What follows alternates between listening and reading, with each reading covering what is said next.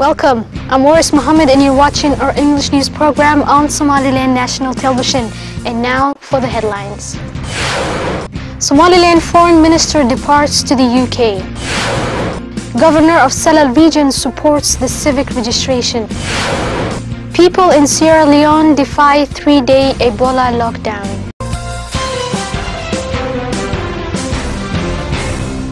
Somaliland Minister of Foreign Affairs departed to the United Kingdom, where he will attend economic conference hosted by the United Kingdom.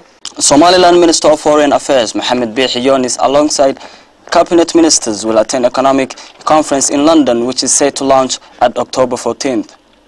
Mohamed Bihi Younis, speaking to the press, mentioned that Somaliland government will present a sustainable plans and economic agendas at the conference to provide general insight on the investment opportunities in the country. It's an international economic conference where the varieties of investors from all over the globe are expected to attend. This will be essential opportunities for the Somaliland delegation to participate and enlighten international investors on the investment opportunities available in Somaliland. Somaliland Minister of Foreign Affairs also elaborated on his recent trip to New York, United States, where he met Jeffrey Fedman, who is a member in the UN's Secretary General Office, and other key officials. The minister, explaining the purpose behind his visit to New York, stated that the objectives were to represent Somaliland and its progress, security-wise development it made regarding its fight against terrorism. One thing which is also not left on Somaliland's equation toward this conference is deliberation with the international community to obtain its rightful recognition and sovereignty. Conclusively, Minister Mohamed Bihi Younis massively welcomed the agreement between the three political parties of Somaliland toward the ongoing civic registration. The minister admires the outcomes of the decision held by these three parties to overcome any sort of conflict. Donors from Sweden, Norway and Denmark are expected to reach the country on the upcoming days to agree on the deadline of the forthcoming presidential election. Governor of Salal region Abdirazak Waberi Roble expressed his admiration to the agreement between the three political parties in the country to hold peaceful civic registration. He stated that this registration is necessary for the entire nation to develop all of its sectors and for security reasons in general.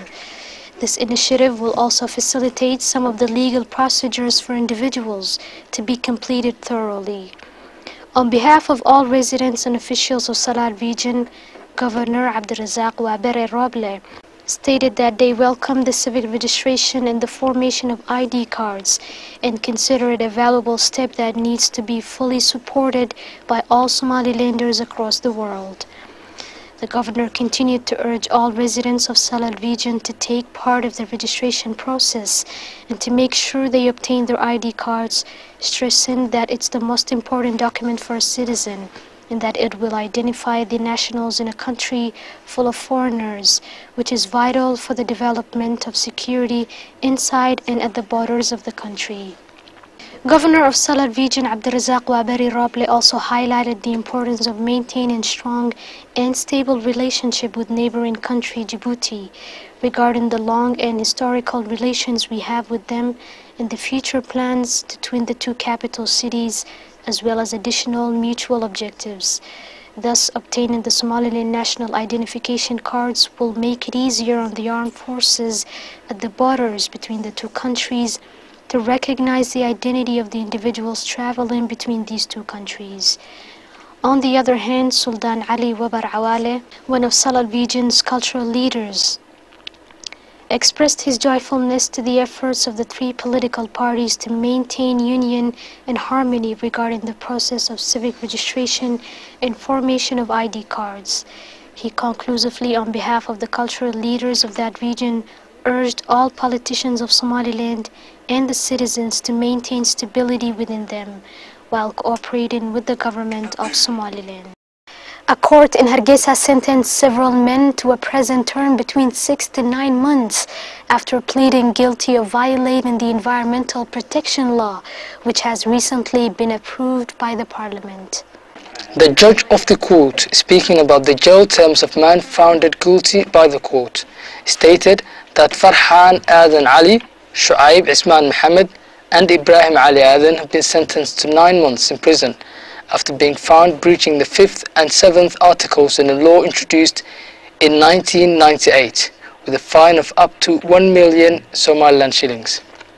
There was also another group of men who were charged with violating the environmental protection law but found less prison sentence.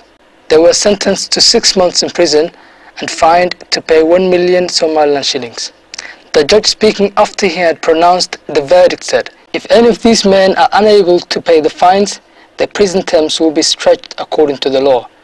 Officials of the Ministry of Environment were present at the court. At the moment, the judge was giving the verdict and welcomed the verdict, saying this can curtail the increasing violations against the environment. Director General of the Ministry of Environment told the media that these men were apprehended by the police as being part of people who breached the environmental protection law and illegal utilization of anti-environment resources. This was first such a verdict, yet has been announced by a court since the Parliament ratified a legislation introduced by the Ministry of Environment to curtail anti-environment activities. You're still watching our English news program on Somaliland National Television, and now for the international headlines in detail.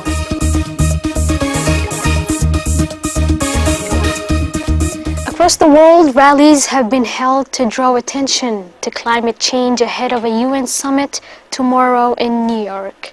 High-profile supporters, including UN Secretary General Ban Ki-moon and the former US Vice President Al Gore, joined a march along Central Park in the city. March also took place in the cities across Latin America, including Rio de Janeiro, with hundreds of people chanting. In Berlin, organizers said they want to make sure that the issue doesn't get lost among all other problems in the world. In Belgium, Sunday was a car-free zone in the capital, Brussels, to highlight the issue. Over thousands of people also marched to the Foreign Affairs Ministry to hand over a petition signed by 1.5 million people. In a show of unity on the other side of the globe, thousands of people took to the street of Melbourne in Australia. Some of them marched to the Keynes Convention Centre, where the ministry and bankers are attending a G20 summit. Thousands of people have defied Sierra Leone's 3-day lockdown to combat the Ebola virus by crossing the border into Guinea without going through health controls. Health officials in Guinea said people were coming in waves through the bush, fearing that they would be taken away if they found to have the disease. Nearly 30,000 health workers, teachers and volunteers are going house to house until Sunday to educate people about Ebola and isolate the sick. A UN emergency response force to tackle the disease will be anchored in West Africa, with headquarters in Accra, Ghana, offices in Guinea, Liberia and Sierra Leone. In the Liberian capital, Monrovia, a Red Cross burial team was called in to remove the body of a man who died from Ebola. US troops are arriving this weekend to set up a command center, while the EU has pledged more funds to help the country combat the disease. Ebola has killed more than 2,600 people across West Africa this year, while more than 5,000 have contracted it. And that's all the news for now. Thanks for watching. Catch us tomorrow at the same time.